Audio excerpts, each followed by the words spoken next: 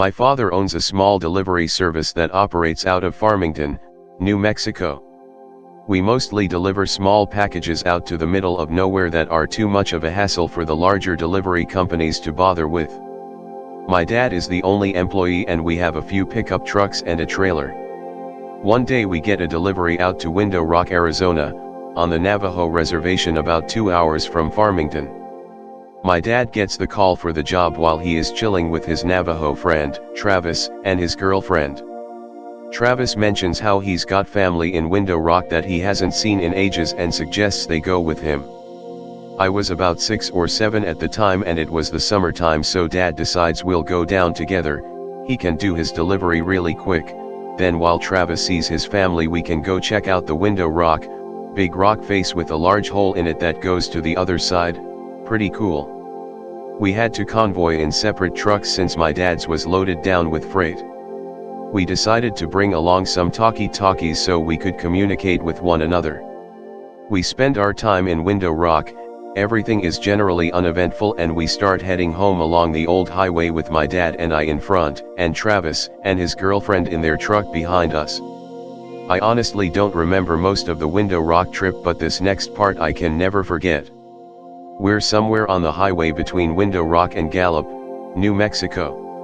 It had just rained earlier in the day and the road was kind of slick, so we were taking it pretty slow. On the left of the highway there is nothing but sandstone cliffs, and on the right there is a huge field separated from the road by a small barbed wire fence. We crest the top of this hill and down at the bottom of the hill we see what appears to be a very large dog, sitting back on its haunches in the middle of the road, facing the cliffs. My dad calls over the radio, "Hey Trav, do you see that big ass dog?" Travis starts yelling back over the radio, "That is not a dog.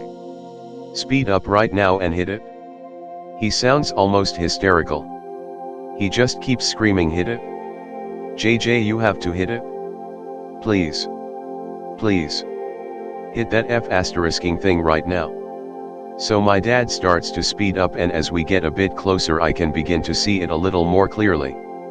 It's covered in this brown, wiry, matted hair that appears to have dried blood all over it.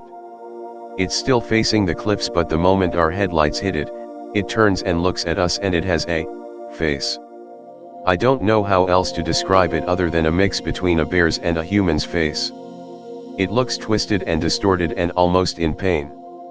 As we get closer to this thing we start to realize it's actually F***ing huge.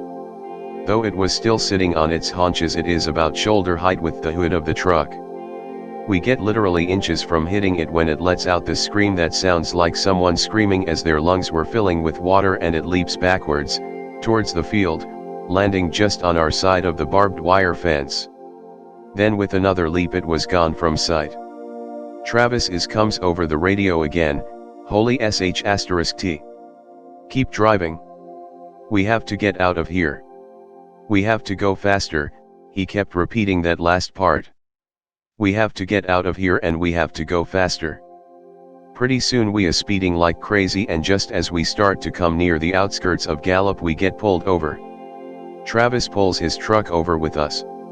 Naturally this makes the cop, a Navajo man himself, very on edge, and he immediately asks why Travis felt the need to pull over as well. Travis says, "We just saw a skinwalker a few miles back and it's been following us."